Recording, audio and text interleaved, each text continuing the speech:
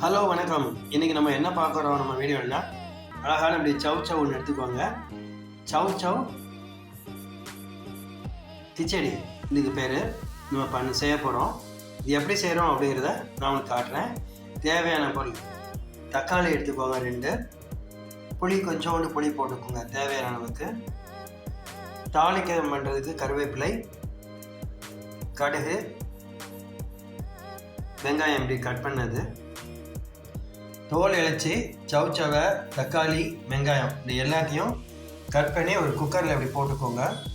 போட்டுட்டு இது கூட 1.5 ஸ்பூன் மிளகாத்தூள், உப்பு எல்லாத்தையும் போட்டு கொஞ்சம் வத்தினாப்பில் தண்ணி இப்படி வச்சுக்கோங்க. தண்ணி வச்சுட்டு குக்கரில் போட்டு ஒரு 6 ஸ்ட்ரீம் விட்டுருங்க. இப்போ நல்லா இந்த காயெல்லாம் வெந்துருச்சு. இப்போ நம்ம குக்கரில் எடுக்கிறோம். எடுத்துட்டு என்ன பண்ணுறோன்னா நல்லா இந்த மாதிரி மசில் வச்சு கடையணும்.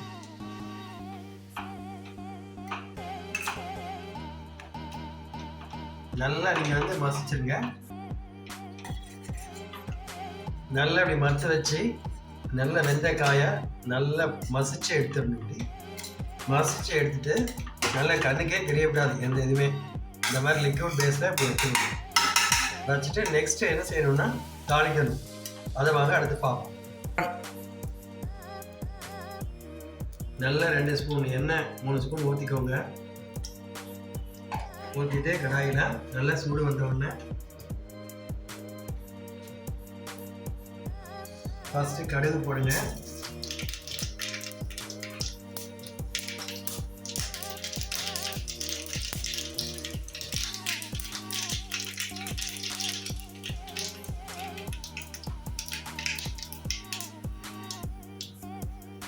ரெண்டாவது கடுகு பொரிஞ்சோடனே கருவேப்பிலை போடுங்க.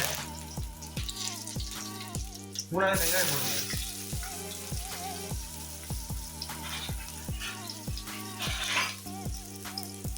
3 நல்லா வதக்குங்க. நல்லா பொன்னீர் வரணும்.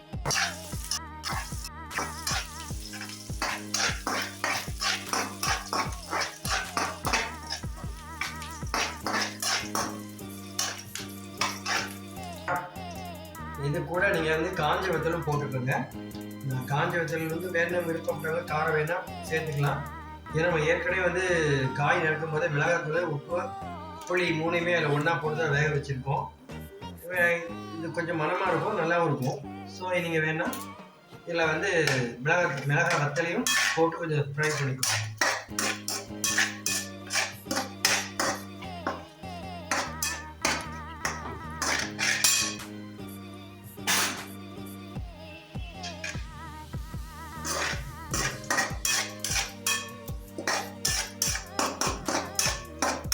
வெங்காயம், கடுகு, கருவேப்பிலை, வத்தல் இவ்வளோ போட்டாச்சு.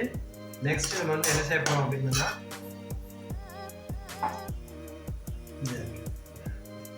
நம்ம ஏற்கனவே ரெடி பண்ணி வச்சிருக்கிறத தாளிச்சு இதில் ஊற்ற போகிறாங்க.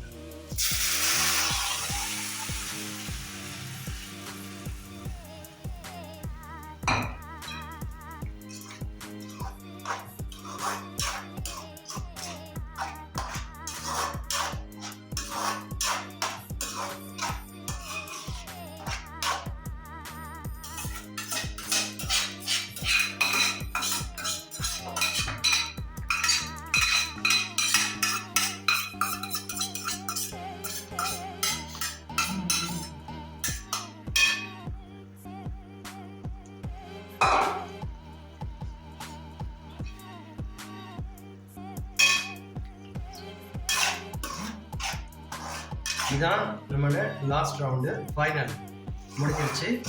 நல்லா நமக்கு அழகான சுவையான சவ் சவ் கிச்சடி ரெடி. ஓகே, நம்ம பக்கத்தில் ஒரு கேமராமேன் இருக்காரு, அவர்கிட்ட கொடுத்து செக் பண்ணுவோம் எப்படி டேஸ்ட் பாருங்க. நமக்கு சொல்லுவார். ஓகே கேமராமேன், இதை சாப்பிட்டு பார்த்துட்டு டேஸ்ட் பண்ணி பாருங்கள், எப்படி இருக்குன்னு சொல்லுங்கள் எங்களுக்கு. ஓகேவா?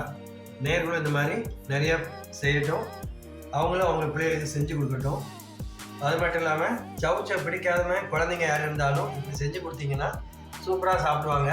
இது நல்ல சூப்பரான ஒரு டிஷ்ஷு, உடம்புக்கும் நல்ல ஹெல்த்தியான ஒரு ஃபுட்டு. இட்லி தோசைக்கு ரொம்ப செமையாக இருக்கும். ஓகே காய்ஸ், வாங்க டேஸ்ட் பண்ணி பார்ப்போம்.